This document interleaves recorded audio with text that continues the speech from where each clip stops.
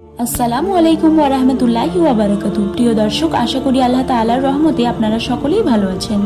আপনারা যারা এই ভিডিওটি দেখছেন তারা চ্যানেলটি সাবস্ক্রাইব না করে থাকলে চ্যানেলটি সাবস্ক্রাইব করে দিন। আজকের ভিডিওটিতে আমরা আলোচনা করব দুরূদ পাঠ ছেড়ে দেওয়ার ক্ষতি সম্পর্কে। নবী রাসূল সাল্লাল্লাহু আলাইহি ওয়াসাল্লামের প্রতি দরুদ পাঠ করা যেমন ফজিলতপূর্ণ কাজ, ঠিক তেমনি তা ছেড়ে দেওয়াও অনেক ক্ষতির কারণ। এই ভিডিওতে কোরআন ও হাদিসের আলোকে দুরূদ পাঠ ছেড়ে দেওয়ার 4টি ক্ষতিকর দিক উল্লেখ করা হয়েছে। তা হলো, নম্বর 1, আল্লাহ তাআলা অপমানিত করবেন। রাসূল সাল্লাল্লাহু আলাইহি ওয়াসাল্লামের প্রতি দরুদ পাঠে অলস ব্যক্তিকে ইসলাম তিরস্কার করেছে এবং তিনি অপমানিত হবেন।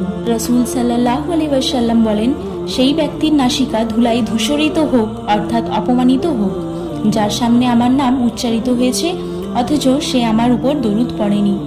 তিরমিজি, হাদিস নম্বর 3545। নম্বর 2, কৃপণ গণ্য হবে। দরুদ পাঠে অলস ব্যক্তি আল্লাহ তাআলার রহমত প্রাপ্তির পরিবর্তে আল্লাহ তাআলার কাছে বখিল হিসেবে গণ্য হবে। রাসূল সাল্লাল্লাহু আলাইহি ওয়াসাল্লাম বলেন, সেই হচ্ছে কৃপণ যার সামনে আমার নাম উচ্চারিত হয়েছে অথচ সে আমার উপর দরুদ পড়েনি। তিরমিজি, হাদিস নম্বর 3546।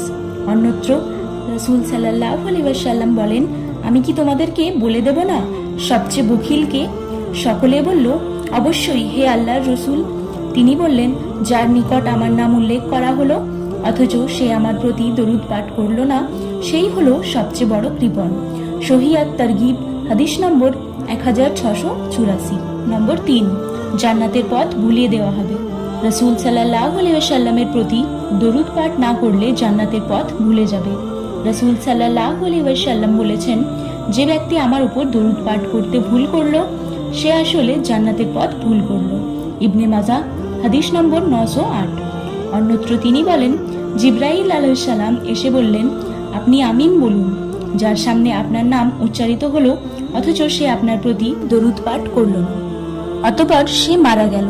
সে জাহান্নামে প্রবেশ করবে আর আল্লাহ তাআলা তাকে তার রহমত থেকে দূরে সরিয়ে দিবেন। জিবরাইল আলাইহিস সালাম বললেন, আপনি আমিন বলুন। অতঃপর আমি আমিন বললাম। সহিহ ইবনে হিব্বান, হাদিস নম্বর 238। নম্বর 4, কিয়ামতের দিন দুঃখ কষ্টে থাকার কারণ। নবী করিম রাসূল সাল্লাল্লাহু আলাইহি ওয়াসাল্লামের উপর দরুদ পাঠ না করা হলে পরকালে দুঃখ কষ্টের মাঝে পতিত হতে হবে। রাসূল সাল্লাল্লাহু আলাইহি ওয়াসাল্লাম বলেন, যখন কোনো জাতি কোনো বৈঠকে বসে আর সেখানে যদি আল্লাহ তাআলাকে স্মরণ না করে ও নবী রাসূল সাল্লাল্লাহু আলাইহি ওয়াসাল্লামের প্রতি দরুদ পাঠ না করে তাহলে তাদের জন্য কিয়ামতের দিন সেটি আফসোসের কারণ হবে, যদিও তারা পুরস্কার হিসেবে জান্নাতে প্রবেশ করে। মুসনাদ আহমদ, হাদিস নম্বর 9966। মহান আল্লাহ তাআলা আমাদেরকে বেশি বেশি দরুদ পাঠ করার তৌফিক দান করুক। আমিন।